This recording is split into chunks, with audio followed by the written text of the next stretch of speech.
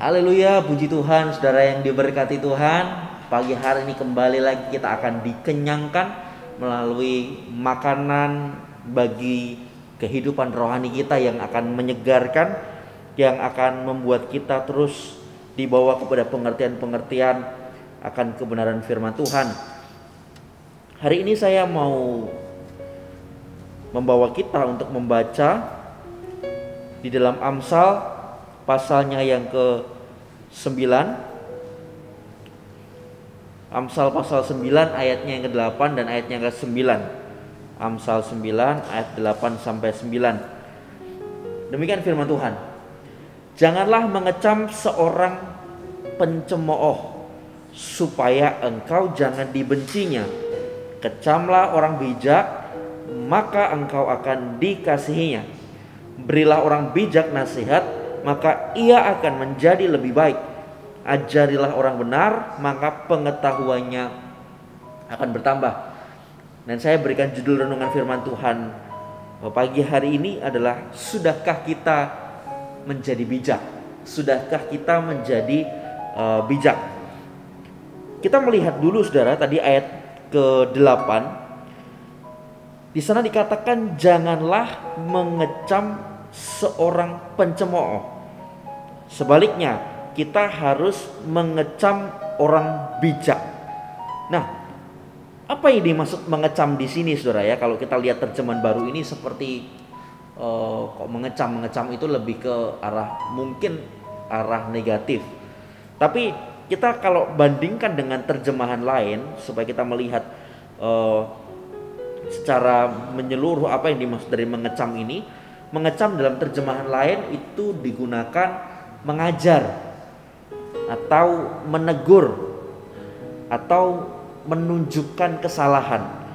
Jadi kalau kita terapkan di ayat ini, kira-kira berkata demikian, janganlah menegur atau janganlah mengajar, janganlah menunjukkan kesalahan kepada pencemooh, supaya engkau jangan dibencinya.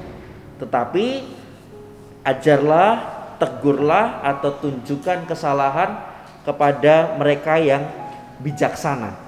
Pertanyaannya, mengapa kok kita harus mengajar, menegur dan menunjukkan kesalahan kepada orang bijak dan tidak boleh kepada pencemooh? Di sini firman Tuhan katakan, karena ayat 8b tadi dikatakan kecamlah orang bijak atau tegurlah orang bijak atau nasihatilah orang bijak atau ajarilah orang bijak atau tunjukkan kesalahan-kesalahan orang bijak. Supaya apa? Karena dikatakan di sana kalau orang bijak yang ditegur, maka kita akan dikasihi oleh orang itu. Sekali lagi, kalau orang bijak yang ditegur, kalau orang bijak yang dinasehati, kita akan semakin dikasihi oleh orang itu. Berbeda dengan pencemooh atau kata-kata lawan katanya orang bodoh. Orang bodoh kalau ditegur itu bodoh, artian bodoh di sini bukan dalam hal intelektual saudara ya, tapi orang yang bebal, orang yang tidak mau diberitahu, orang yang tidak mau diarahkan. Kalau mereka ditegur, dinasehati, justru kecenderungan yang muncul adalah kemudian mereka merasa bahwa saya sedang diperlakukan secara tidak baik. Tetapi berbeda kalau orang bijak. Kalau orang bijak, sekali lagi, kalau orang bijak, kalau dia ditegur justru dia merasa dikasihi. Kalau dia dinasehati, dia merasa dikasihi. Tapi kalau orang bodoh, pencemooh yang ditegur, justru mereka akan marah. Nah, maka dari itu mengapa orang bijak itu yang ditegur? Terjemahan firman Allah yang hidup, ayat ini kira-kira berkata begini, bahwa orang yang bodoh akan tertusuk hatinya. Ini ayat 8 ini kalau terjemahan firman Allah yang hidup. Orang yang bodoh akan tertusuk hatinya jika dinasehati. Nah, dia merasa dia dilukai kalau dinasehati. Tetapi orang yang bijak, Nah, ini dia akan mengasihi kita. Maka dari itu, dari sini kita melihat bahwa kalau selama ini kita ditegur, dinasehati, diarahkan oleh orang lain, sedang ditunjukkan kesalahan-kesalahan kita oleh orang lain, bagaimana respon kita? Kalau kita masih marah, kita tidak terima, bahkan berusaha untuk balas, oh kamu berani korek-korek kesalahan saya, kamu berani tegur saya, ya awas kamu ya. Kalau kamu punya kesalahan, saya akan tegur kamu balik. Nah, kalau kita masih punya kecenderungan seperti itu, berarti kita belum bijak, belum seperti kriteria orang bijak.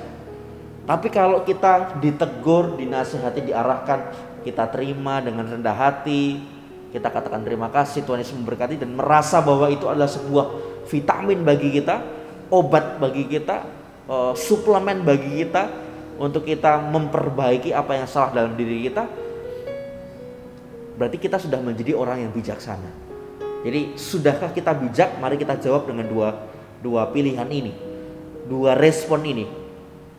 Karena itu yang menentukan apa kita sudah bijak ataukah belum. Jadi kalau saya boleh berikan ilustrasi, saudara, sama seperti pisau. Pisau kalau di tangan orang yang benar, maka pisau itu untuk membersihkan, untuk memotong bagian-bagian yang harus dipotong, untuk memasak dan lain sebagainya. Tapi kalau di tangan orang yang salah, maka pisau ini akan untuk melukai, untuk membunuh, untuk menggores. Sama halnya dengan nasihat. Nasihat di tangan orang yang bijak itu akan berguna sekali. Tapi nasihat bagi orang bodoh itu akan merasa bahwa waduh, kamu melukai hati saya. Sama seperti ayat yang tadi kita baca di terjemahan firman Allah yang hidup. Orang bodoh akan tertusuk hatinya kalau ada nasihat datang kepadanya. Ada satu ungkapan bilang begini, saudara. Semakin besar hikmat yang dimiliki oleh orang, atau dengan kata lain semakin bijaksana orang, maka semakin dia seharusnya ingin ditunjukkan kelemahannya. Karena dia tahu bahwa ada kelemahan-kelemahan yang kita tidak tahu, dan justru seringkali itu dilihat oleh orang lain. Maaf kata, saudara, saya berikan ilustrasi seperti ini. Kalau kita sedang berpergian di jalan, kemudian ada kotoran burung jatuh di punggung kita, di kaos kita bagian belakang. Tentu kita tidak tahu. Betul, saudara? Karena kan kotoran burung kan kecil, tidak berat gitu. Kecuali kalau buah yang jatuh, pasti kita merasa kerasa. Tapi kalau kotoran burung, kita tidak akan merasa. Nah, orang yang di belakang kita, mereka yang akan melihat, loh kok ada kotoran burung. Nah, mereka tentu akan katakan, ada kotoran burung di punggungmu. Tentu kalau kita adalah orang yang bijak, kita orang yang baik, maka ketika kita diingatkan ada kotoran burung, tentu kita tidak marah dong. Justru katakan, oh tuh, terima kasih. Karena apa? Karena berkat dia, maka kita tahu ada kelemahan-kelemahan yang tidak kita sadari, dan kemudian kita bisa memperbaikinya. Tapi kalau orang itu bodoh, pencemooh, begitu dikasih tahu ada kotoran burung di punggungmu, wow, dia pasti marah, katakan, oh kamu menghina saya, bla bla dan sebagainya. Nah, sekarang tergantung kehidupan kita, bagaimana respon kita ketika ada nasihat datang kepada kita. Maka Amsal 27 ayat 5 sampai 6, ayat yang mungkin seringkali kita juga sudah baca. Lebih baik teguran yang nyata-nyata daripada kasih yang tersembunyi. Nah, seorang kawan memukul dengan maksud baik, tetapi seorang lawan mencium secara berlimpah-limpah. Jadi kalau ada orang yang melakukan teguran kepada kita, kalau kita ada orang bijak, kita akan menerimanya dengan sukacita. Kenapa? Karena Amsal 27 ini dikatakan bahwa lebih baik teguran yang nyata loh. Mungkin ya gak sesuai dengan apa yang kita mau, kok rasanya kok kesalahan saya, kelemahan saya diketahui orang lain, dan saya kok diajari sama orang lain. Tapi kalau kita bijaksana, maka kita akan terima itu dengan sukacita daripada kasih yang tersembunyi, firman Tuhan katakan. Lalu yang kedua, bagaimana kita melihat bahwa diri kita sudah bijaksana atau belum? Ayat 9, kembali ke Amsal pasal 9 ayat 9. Di sana katakan, berilah orang bijak nasihat, maka ia akan menjadi lebih bijak. Jadi kalau kita dinasehati, diarahkan, dan kemudian kita menjadi lebih bijak, itu artinya kita sudah bijaksana. Tapi kalau kita diarahkan, justru kita tidak mau diarahkan, kalau dinasehati kita menolak nasihat itu, kita bertahan di dalam kebodohan, dalam kesalahan, dalam kelemahan kita, berarti kita belum bijaksana. Karena kalau orang bijaksana diarahkan, dinasehati, oke, memang mungkin tidak secara spontan, tidak secara cepat langsung berubah, instan secara berubah, tapi ada proses yang harus diikuti. Tapi setidaknya ada perubahan-perubahan yang nyata, ada perubahan-perubahan yang bisa kita lihat dan kita rasakan. Itu yang kedua, saudara. Nah, kalau kita belum melakukan dua hal itu tadi, meresponi dengan benar dan kemudian ada perubahan dari hidup kita, berarti kita belum bijaksana, belum berhikmat. Dan kalau kita belum bijaksana atau belum berhikmat, itu artinya kita belum takut akan Tuhan. Karena ayat 10 dikatakan, permulaan hikmat adalah takut akan Tuhan, dan mengenal yang maha kudus adalah pengertian. Jadi orang yang takut akan Tuhan itu, maka di dalam dirinya itu ada hikmat, ada kebijaksanaan. Ini orang yang takut akan Tuhan. Takut itu bukan berarti seperti lihat setan, tapi takut, hormat, tunduk, mau dengar-dengaran. Maka kita lihat di sini, itu adalah permulaan hikmat. Itu akan membuat kita menjadi bijaksana. Karena hikmat atau bijaksana itu bukanlah sesuatu yang bisa kita kejar di luaran.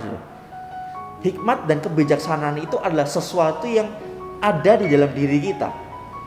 Jadi tidak bisa kita berusaha di luar sana, berjuang mati-matian supaya kita berhikmat atau bijaksana. Tidak. Jelas-jelas firman Tuhan katakan adalah permulaan hikmat adalah takut akan Tuhan. Jadi kuncinya kalau kita takut akan Tuhan, sebenarnya otomatis kita akan berhikmat. Karena kita betul-betul hidup menurut sesuai dengan apa yang Tuhan mau. Jadi bukan berarti kita beli di pasar. Jadi hikmat dan kebijaksanaan itu adalah bukan sesuatu yang dari luar diri kita lalu kita masukkan. Enggak. Tapi itu harusnya memang ada di dalam diri kita, yang dikerjakan oleh penundukan, oleh roh takut akan Tuhan, ketaatan, oleh hati yang terbuka di hadapan Tuhan yang ada di dalam kehidupan kita. Nah, itu yang membuat kita bijaksana, itulah yang membuat kita berhikmat. Jadi mungkin kalau saya berikan ilustrasi, saudara, sama seperti orang menyentuh bunga melati, maka otomatis tangannya menjadi wangi. Dia tidak perlu cari-cari keluar lagi bagaimana caranya waktu dia menyentuh bunga melati tangannya jadi wangi. Tidak perlu, karena itu otomatis. Begitu dia memegang bunga melati, dia cium tangannya wangi. Sama hanya kita dengan Tuhan. Waktu kita memegang Tuhan, hidup kita takut akan Tuhan, hidup kita dekat dengan Tuhan, bergaul karib dengan Tuhan, maka otomatis hidup kita akan jadi wangi. Artinya hidup kita akan menjadi hidup yang berhikmat dan hidup yang bijaksana. Ayat terakhir, saudara, Amsal 9 ayat 12 dikatakan, jikalau engkau bijak, kebijakanmu itu bagi dirimu sendiri. Jikalau engkau mencemooh, engkau sendirilah orang yang akan menanggungnya. Jadi kalau kita bijaksana itu bukan sekedar buat orang lain. Lebih dulu, bijaksana itu adalah mendatangkan keuntungan bagi diri kita sendiri, dan tentu pasti akan juga buat orang lain. Tapi lebih dulu akan mendatangkan keuntungan bagi diri sendiri. Sebaliknya kalau kita tidak bijaksana, tidak berhikmat, kita sendiri juga yang akan menanggung rugi. Demikian firman Tuhan. Mari, pertanyaan di awal tadi, apakah sudah kita menjadi bijaksana? Kita lihat dari dua hal tadi. Apakah kita sudah meresponi dengan benar nasihat, didikan, arahan yang datang kepada kita, dan apakah kita sudah mengalami perubahan demi perubahan akibat dari nasihat itu? Kalau belum, berarti kita perlu takut akan Tuhan dan hidup kita akan bijaksana dan berhikmat. Amin untuk firman Tuhan. Tuhan Yesus memberkati kita semua. Haleluya.